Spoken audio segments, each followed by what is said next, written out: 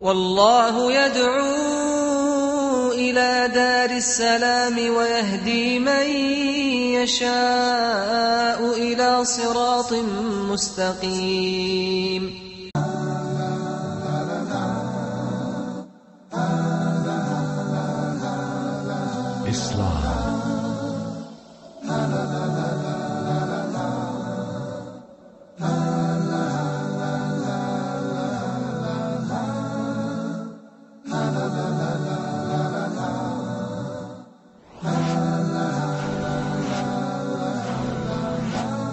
Islam 101. Bismillah ar-Rahman ar-Rahim. Walhamdulillah wassalatu wassalamu ala rasulillahi amma ba'd. Respected viewers, we're once again here at Islam 101. And we're dealing with the tafsir and the explanation of Surah Al-Inshirah or Surah Al-Sharh. Surah Al-Inshirah is the surah in which Allah subhanahu wa ta'ala is reminding Rasulullah sallallahu alaihi wasallam of some of the mercies and some of the favors that he bestowed upon Rasulullah sallallahu alaihi wasallam. And from those favors is the fact that Allah guided him to the religion of Islam and chose him as the Nabi. So he is Mustafa and Mukhtar salawatullah wa salamuhu alayh. And Allah Ta'ala just didn't choose him to be the Nabi and the Muballigh anillah, the one who's calling and inviting to Allah, but he made him equipped to handle the message of giving a da'wah. And he opened up his chest to make it easy for him to have a tahammul, or to be in a position to deal with what he saw and what he received from the bad behavior from those people who were his enemies. In addition to that, we may mention about how Allah subhanahu wa ta'ala physically had his open heart surgery done to him.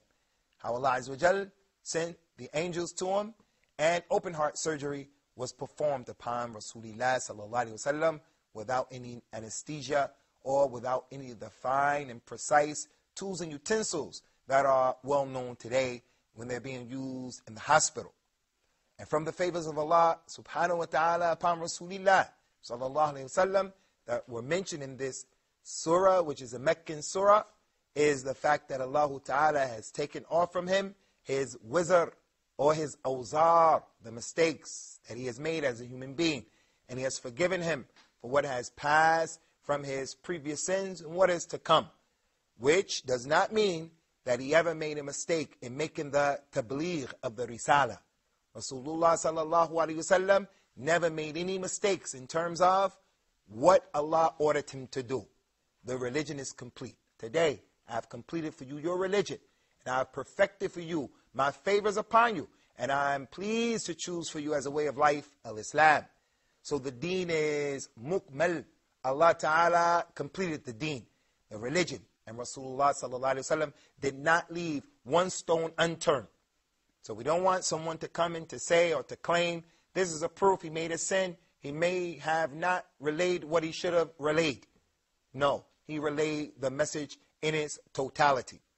And finally, up to this point, we've dealt with the favor that Allah bestowed upon him, which was the favor of raising his remembrance in this life as well as the next life. Today, inshallah, we will continue to talk about some of the other favors that Allah has bestowed upon him as it relates to the completion of the surah. And Allah subhanahu wa ta'ala went on to say, verily with difficulty there is ease. And he repeated it, verily with difficulty there is ease. When we look at the book of Allah and we look at the authentic sunnah of Rasulullah sallallahu alaihi wasallam, we'll find that Allah has repeated certain ayat over and over and over again. Like in Surah Al-Rahman, which of the favors of your Lord would you deny, is repeated in Surah Al-Rahman over and over and over again. In the authentic sunnah, Rasulullah sallallahu alaihi wasallam would say to the people, ad-dinu nasiha, ad-dinu nasiha, ad-dinu nasiha. And he would repeat a particular thing multiple times. One of the wisdoms behind that is to show the importance of the thing that is being said. To show that what is being said and what is being repeated is important. Another reason is to show the emphasis or the ta'keed about that particular thing. So here we have this methodology being used right here. فَإِنَّ مَعَ الْعُسْرِ يُسْرًا إِنَّ مَعَ الْعُسْرِ يُسْرًا. We don't want to get into the linguistics of this particular surah or this ayah, even though linguistically some things are happening that are important, like the fa and the inna. And we have some students here who are students studying the Arabic language. So we know that inna is from the adawat al-ta'keed. They are certain that the Arabs used to use to show the emphasis of a particular thing. So Allah mentioned the ayah twice, and He used inna twice to show this is a serious point that has to be understood. فَإِنَّ مَعَ الْعُسْرِ يُسْرًا فَإِنَّ مَعَ الْعُسْرِ يُسْرًا. Verily with difficulty there comes ease. Verily with difficulty there comes ease. This ayat should be considered with the backdrop of Rasulullah sallallahu alaihi wasallam's history as a prophet and Nabi. When he went to Mecca and he started calling the people to La ilaha illallah, the people stood up and they opposed him. And they said, we're going to fight him for making the gods into one God. Inna hadha la shay'un ujab. That's what they said. Has he made the many gods into one God? Inna hadha la shay'un ujab. That's a strange thing. We're going to lose money. How can he say that? Our fathers didn't understand the religion like that. So they were against him. And when they were against him, he was weak and he was oppressed when he was in Mecca. The position of the Muslims was a position of weakness, to the point that the Prophet ﷺ would pray at the Kaaba, and when he went into prostration, went to sajda, the non-Muslims would come and put on his shoulder and his back the dung of some of the animals, and they would have a laugh at the expense of Rasulullah ﷺ. Not a single companion would stand up in order to defend him, out of fear that if anyone were to stand up, the non-Muslims will kill everyone. That's how weak, and that's how weak and insignificant their military might and power was. That's how it was in the beginning. That was the usr. That was the difficulty of that particular time. Being kicked out of your city. They were boycotted for 2 years. They couldn't eat properly. That was a difficult time. Bilal ibn Rabah al-Habashi, the Amin of this ummah and the Mu'adhin of this ummah, Bilal radiallahu anhu, he was taken to the desert and put on the floor of the desert, and the hot rock was placed on his chest. Khabbab ibn Arat, also one of the weak Muslims. Sumayya, the mother of Ammar, and her husband Yasir, al-Yasir. Those people were oppressed to the point where they killed the boy's mother and father right before his very eyes. This was the difficulty at the beginning of al-Islam. But Allah subhanahu wa ta'ala bestowed the favor upon Rasulullah sallallahu alaihi wasallam and gave his religion dominance over the peninsula of the Arabs. Allah is the one who sent his messenger with the religion of truth, and he proclaimed his religion over all of the other religions, and Allah is enough as a witness. But at the beginning it was difficult. And then at the end of al-Islam, after he made the hijrah to al-Medina, Allah Azza wa Jal gave his religion the idhar and the dhuhur and the dominance and the power over the whole peninsula, to the point that he made the fath of Mecca. Rasulullah sallallahu alaihi wasallam traveled from al-Medina and he went to conquer Mecca, the place where he began his dawah.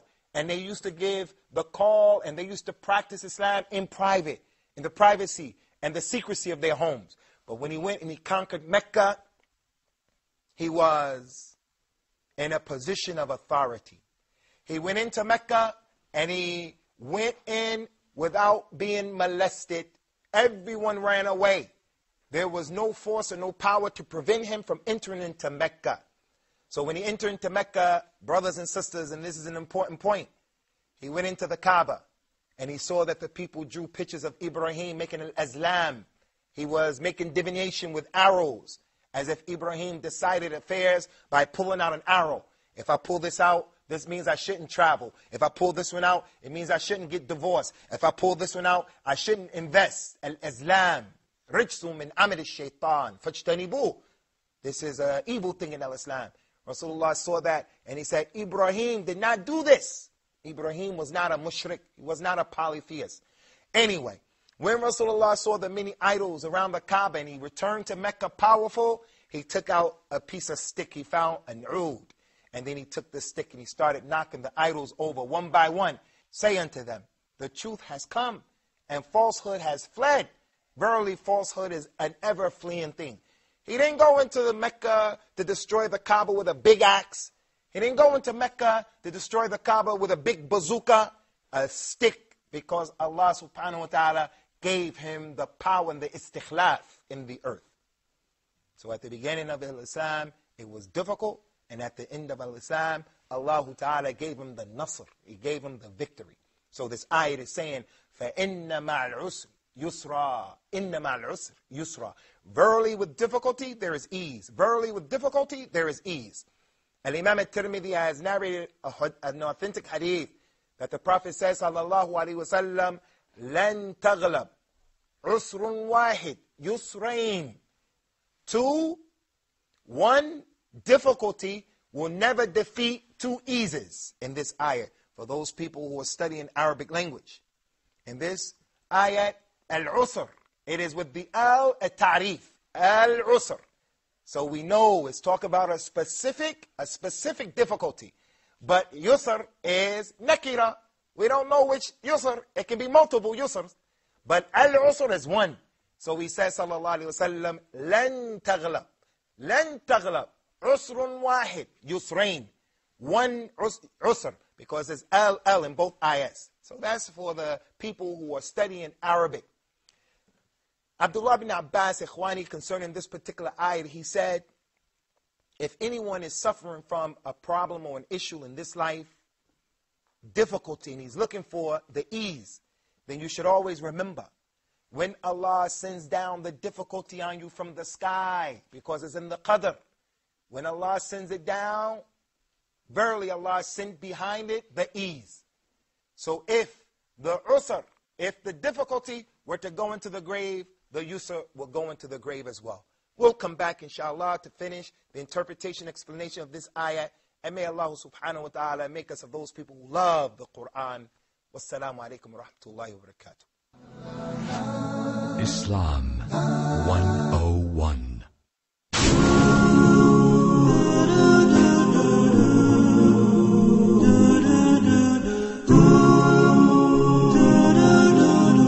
Welcome to this new episode of Focus Point. The new generation has the habit of reading more than before. Jewish question was named basically the problem of Jews who lost their function in society. Islam 101. Welcome back to our program, Islam 101, in which we're dealing with the ayats of Surah Al-Inshirah. We've now arrived at the statement of Abdullah ibn Abbas, the Habr of the Ummah, the Imam of the Ummah, as it relates to the Quran. The one who the Prophet ﷺ took inside of his cloak, and he made a dua, and he said, Allahumma faqihhu fi ddeen. And in another narration, in the ta'wil, oh Allah, teach him the religion, and teach him the explanation of the Quran, the tafsir of the Quran. Abdullah bin Abbas, he said, if you're suffering from a problem or an issue that has been sent down to you from the sky by Allah, a proof that Allah is above the seven heavens, it was sent down because it was decreed. He said, don't give up hope, because along with the problem, Allah is going to send down the ease. And if the problem that was sent down, the trial, the fitna, if it was sent down and it goes into a hole, then the ease is going to follow it into that hole. So Allah never gives anyone a problem except that the ease is coming. But you have to have patience, as the Prophet said in an authentic hadith. And he mentioned this hadith to Abdullah bin Abbas when he was a young boy. The end of the hadith says, وَعْلَمْ أَنَّ النَّصْرِ مَعَ الصَّبْرِ وَأَنَّ الْكَرْبِ مَعَ الْفَرْجِ وَأَنَّ مَعَ الْعُسْرِ يُسْرًا. Know that victory comes with patience. And getting out of the problem comes with the problem that you have is going to be solved. And with difficulty, there is ease. So with that being the case, it's not acceptable for any Muslim to decide to kill himself because of the problems that he has. A Muslim never thinks about an intihar, where he's going to take his life. This is not permissible. Something that's going on in a person's life, he loses a leg or a limb, gets divorced, loses a loved one. He doesn't say, life is over now, I'm going to kill myself. This is not acceptable. He commits suicide. Her husband took another wife, for an example, and she feels she can't handle it, so she takes and she swallows a number of pills in order to kill herself. This is not permissible. Why? فَإِنَّ مَعَ الْعُسْرِ يُسْرًا. إِنَّ مَعَ الْعُسْرِ يُسْرًا. With difficulty, there's ease. Some of our young brothers, they're not married. They don't have the ability to get married because they are poor. They're du'afa, fuqara, masakin. They don't have the ability. And it's very difficult with the shahwa of being young. So the boy is saying, I need a way out. Where is the way out? Where's the way out? So instead of making the ghadd al-basar and lowering his eyes, he says, I'm just going to go and I'm going to carry on an illicit relationship with another woman because I can't be patient. Or he makes a nikah to his hand. Nasallallahu al-afi wa salama. La. Al-Islam doesn't allow you to do that. You have to have a sabr. You have to be patient. And with your sabr, Allah, with your patience, Allah is going to bless you. Whoever has taqwa and he fears Allah, Allah will make a way out for him from his problem. And He'll provide for that individual from where he doesn't expect. So with difficulty, there is ease. Do not take the easy way out, which is to kill yourself. Whoever kills himself in this dunya, that is what he's going to do in the akhirah.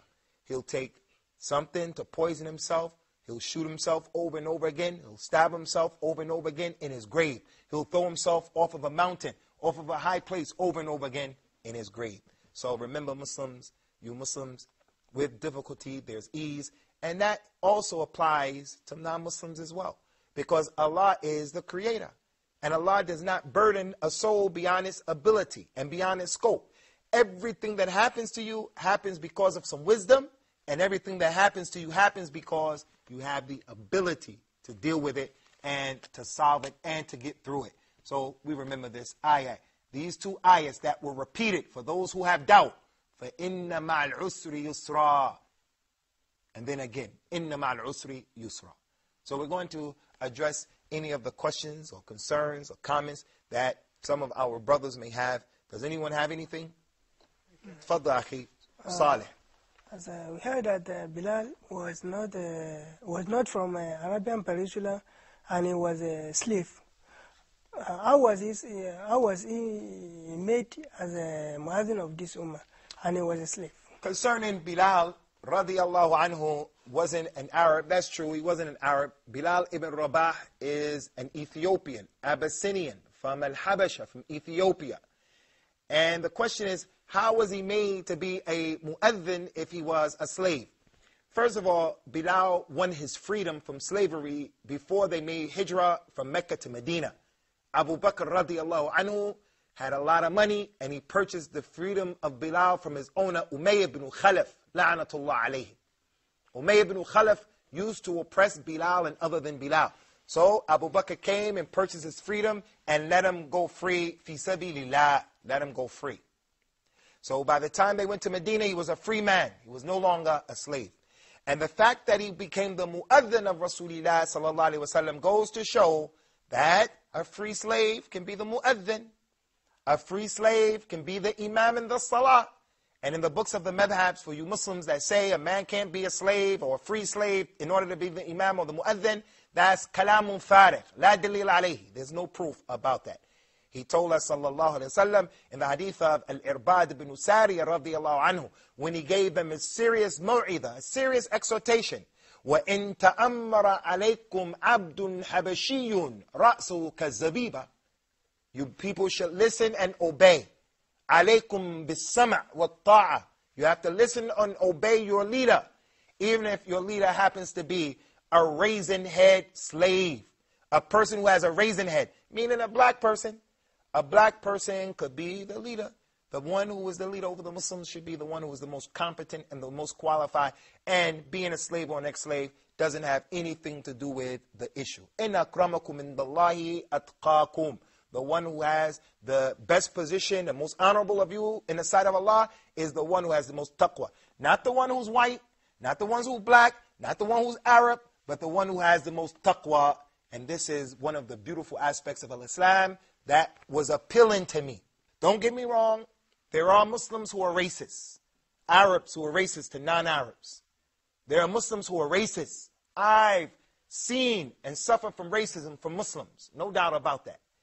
But the religion of Islam doesn't allow racism. It eradicated racism because of the ayat that we mentioned, Inna akramakum indallahi atqakum. The best of you in this religion is the one who has the most taqwa. La fadla lil arabi ala al ajami wala lil abyad ala al aswad. Kullukum banu Adam wa khuliqa Adamu min turab. There is no virtues of an Arab over a non-Arab, or white over the black. All of you are from Adam, and Adam was created from the dirt. So that's an excellent question. Do you guys have any more questions? I want to ask you about suicide. Suicide is one of the greatest sins, as I understood. But how to be with people that are very ill, they are dying, they are suffering a lot, and they want to stop their suffering by killing themselves.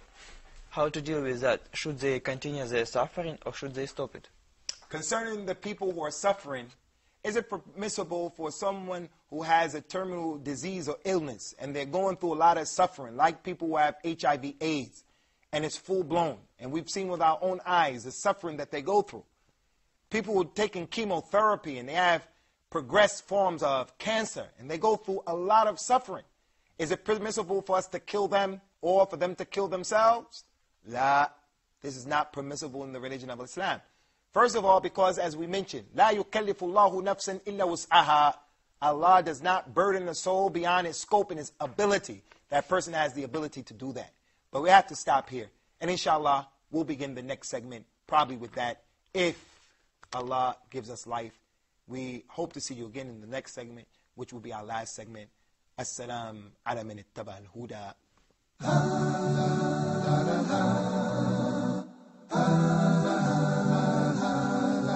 Islam.